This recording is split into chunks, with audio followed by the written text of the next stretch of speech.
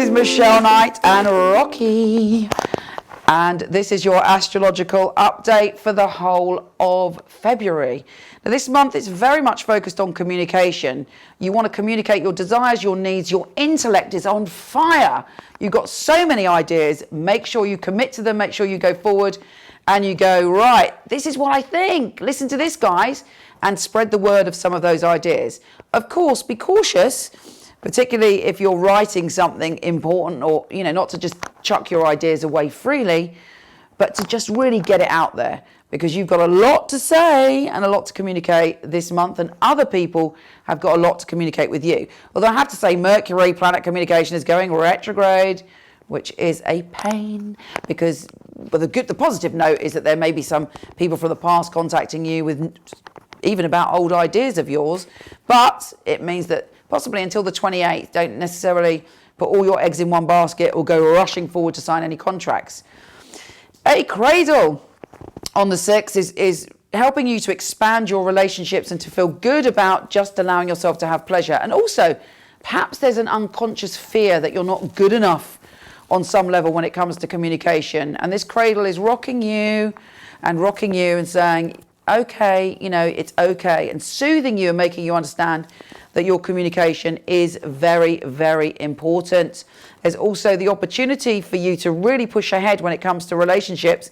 And Venus and Pluto in this cradle are in your sign, and it is opposite Jupiter. You've got to make a decision, basically. You might have in your mind, okay, I want the relationship to go in this direction. I want a new relationship. You know, there might be something that could even be win-win, but it's up to you to make a decision.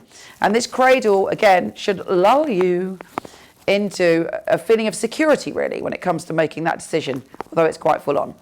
We have a grand air trine, which is really good, actually, because it's showing you the way forward to lay down your ideas in a safe and grounded fashion.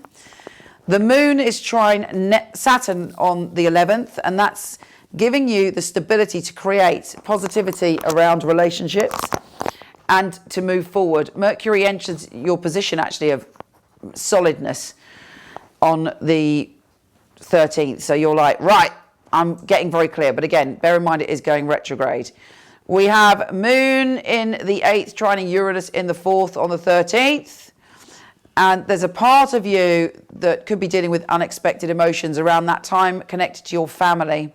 The full moon is very intense for you. It's in your position of the primal. You're feeling things primally. You may get a message from the universe, but there's a churning of your emotions. On a positive note, it could just be like an obsessional feeling and an intensity. It doesn't have to be the other way. The Cardinal Grand Cross, God, I'm so bored with those, are all about your relationship to your career, because the moon in your position of career, emotion about career, is squaring Pluto in your sign, which is squaring Uranus in the unexpected, connects to your family. Basically, relationships and career are all like, you know, fighting themselves in some way. But don't worry about it. You've got to find the balance. That's what, I mean, you know, I've gone through it. Believe me, these Cardinal Grand Crosses. And for me, it was all about facing something I didn't want to face. But you know what? It gives you the power to face what you don't want to face. And actually, you know, it makes things happen, even if you don't want them to happen. But really, it's the truth. And when we deal with the truth, that's all we can do. What is the truth about your career, your family dynamics, and your relationships? You know, the Cardinal Grand Cross is not going to let you avoid it, but equally, it's going to be liberating, even if somewhat challenging.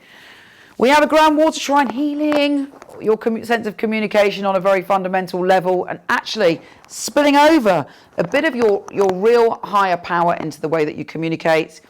And you should be feeling much more optimistic about relationships by then. So really, you know, it's not all bad. We have Mercury going direct on the 28th, and that's great. That's when you can get really stuck in to grounding those dreams. I'll send you much love. If you want a lot more detail on this, go to my website, horoscope.co.uk. Take care.